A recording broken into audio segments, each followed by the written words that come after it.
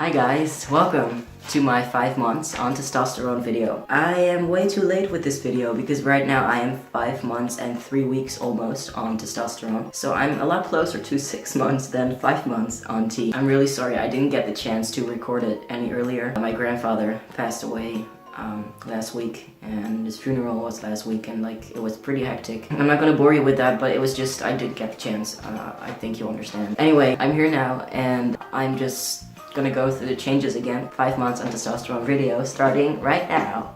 Change number 1 is my voice again, I think. It's going very slowly. My mom told me I need to learn to articulate better. I'm really used to speaking somewhere in the back over here, you know, to sound as low as possible. I don't have to do that anymore right now because testosterone is changing my voice now. Change number 2, the body hair, again, increasing very much. My legs are a jungle. I have hair growing in places that I wouldn't really want it to grow. My arms are, again, more hairy. I don't know if you can actually see it on camera. The pace of how things are changing is going faster. Change number 3, facial hair. I used to only have underneath my chin over here, and now I'm starting to get on top of my chin as well. And also right here, underneath my lip. I've really started to get hairs over here, but they're like dark peach fuzz. You can't really see them that well, but they do create this shadow. My mom also told me that I was sitting across from her, and I was just looking down, and she was like, oh my god, you really have a beard shadow going on. I started cutting my beard hairs a little bit over here because I always have 5 really long hairs that are just jumping out, and I don't think it's gonna take very long before I really have to start shaving. God help me.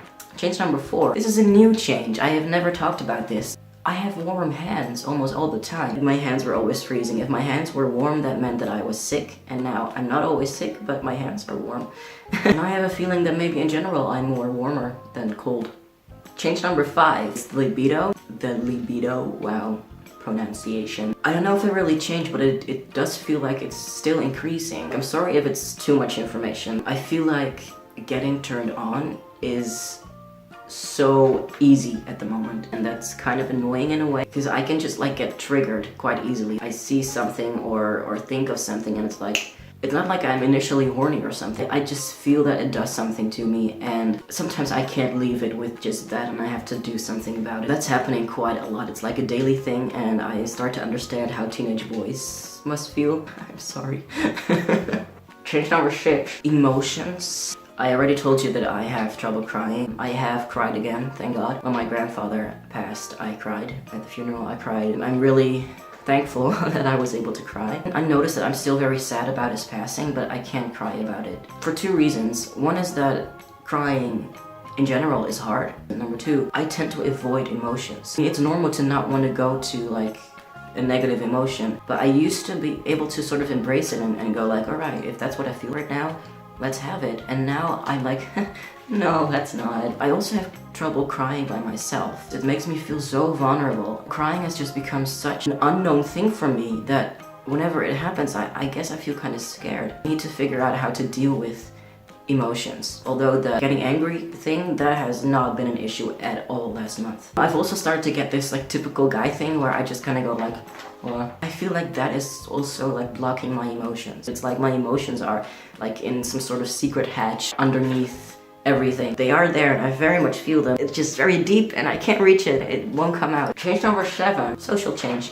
I've become much more of a guy where I can't really stand subtle hints. I've had a few times where mostly women, I'm not trying to be sexist, it's their way of communicating. I used to do that all the time, where you don't say what's on your mind. You sort of, talk around it and hope that they catch the hint and then ask you, hey, so what's going on? For some reason, I sort of started to repulse that a little bit. I don't want to go fishing, just tell me what's going on. That's a very, I think, manly thing to do. And I used to hate that about men, and now I understand them. So I'm actually really glad I'm in a relationship with a guy.